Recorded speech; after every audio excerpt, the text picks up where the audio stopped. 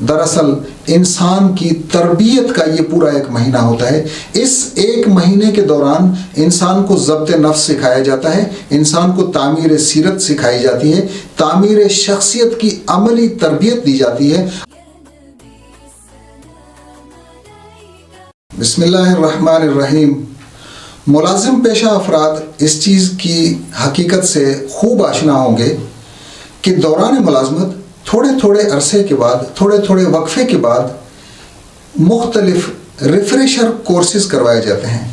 مختلف چیزوں کی عملی تربیت دی جاتی ہے تاکہ کوالٹی کو بہتر بنایا جا سکے۔ رمضان المبارک کا مہینہ اس لیے آتا ہے کہ ہمیں عملی طور پر تربیت دی جائے، اپنے نفس کو کنٹرول کرنا سکھایا جائے، ضبط نفس کی تربیت دی جائے، اور اس تربیت کا مقصود ایک انسانی شخصیت کی تعمیر کرنا ہے، اس کی حقیقی روح، تقوی اور پرہیزگاری کا حصول ہے۔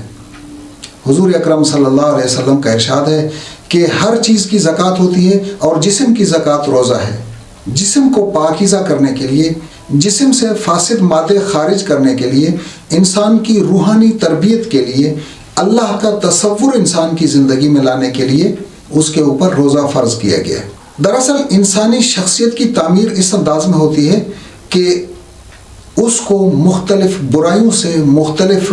معاشرتی جرائم سے روکا جائے۔ اس لیے حضور اکرم صلی اللہ علیہ وسلم نے ارشاد فرمایا کہ جس شخص نے جھوٹ پر عمل کرنا نہیں چھوڑا، جھوٹ بولنا نہیں چھوڑا، تو اللہ تبارک و تعالیٰ کو کوئی ضرورت نہیں ہے کہ وہ بھوکا رہتا ہے یا پیاسا رہتا ہے۔ اور اسی طرح سے اگر کوئی شخص قیام کرتا ہے اور وہ اپنے اس قیام کے مقصد سے آشنا نہیں ہوتا یا وہ مقصد حاصل نہیں کر پاتا، تو پھر حضور صلی اللہ علیہ وسلم کے ارشادات کے مطابق کہ اس کا کھڑا ہونا، وَكَمْ مِنْ قَائِمٍ لَيْسَ لَهُ مِنْ قِيَامِهِ إِلَّا السَّحَرُ، اس کے کھڑے رہنے کا کوئی فائدہ نہیں ہوتا۔ انسانی تربیت کو ملحوظ نظر رکھتے ہوئے انسانی تربیت کی خاطر حضور اکرم صلی اللہ علیہ وسلم نے فرمایا،